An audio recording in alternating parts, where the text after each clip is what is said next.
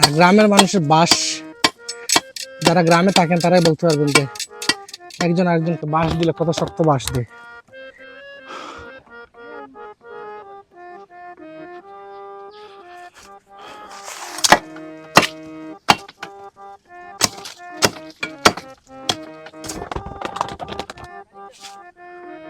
গ্রামের যত শক্ত একখালো বাঁশ আছে, এই বাঁশগুলোর দাম বেশি।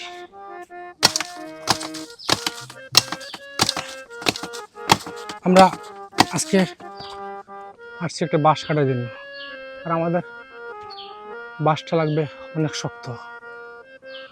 আর গ্রামে যারা থাকেন তারা জানেন যে যত আইক্যাওয়ালা বাঁশ, যত আইক বেশি থাকবো ততই বাঁশটা শক্ত থাকবে।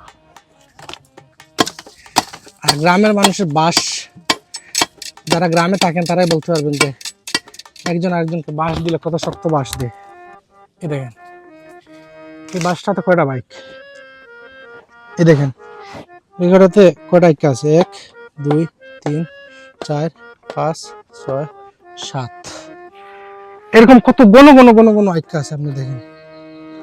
আর এই বাঁশটার দাম গ্রামে সর্বোচ্চ হলে এখন মনে করেন 60-70 টাকা। গ্রামে কিন্তু বাঁশ সস্তা, এই জন্য গ্রামের মানুষ একজনে আরেকজনকে বাঁশ দিতে খুব পছন্দ করে। এই বাঁশটা যখন আবার মনে করেন টাউনে অথবা শহরে চলে যাবে, এই বাঁশটা এখন যদি এখানে 70 টাকা হয়, তাহলে টাউনে যাওয়ার পরে এই বাঁশটার দাম হয়ে যাবে 100 টাকা। তো আমি বলতে চাই এই কথা যে গ্রামের মানুষ বাঁশ সস্তা পাওয়ার কারণে আপনাকে বাঁশ দিতে বেশি মজা পায়। বাঁশ দিয়ে বুঝতে পারছেন যে আপনারা আমি কোন ধরনের বাঁশ দেওয়ার কথা বলছি।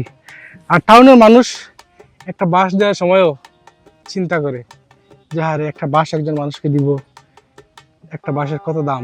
কিন্তু গ্রামের মানুষ দেখবেন একজন আরেকজনকে বাঁশ দিয়ে দিবে, কারণ ওই যে বাঁশ সস্তা।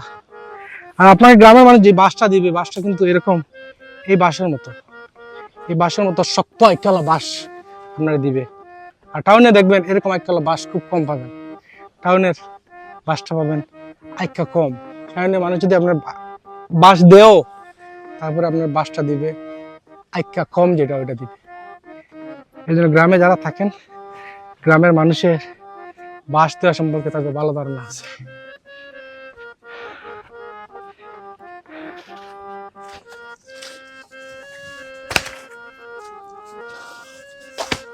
আমি চাই যে গ্রামের মানুষ যদি বাঁশ একজনের একজনকে দিতে চায়, তাহলে এরকম বড় আইকালা বাঁশ যেন না দেয়, কম আইকালা বাঁশ যেন দেয়, যেন মানুষটা কাটিয়ে উঠতে পারে।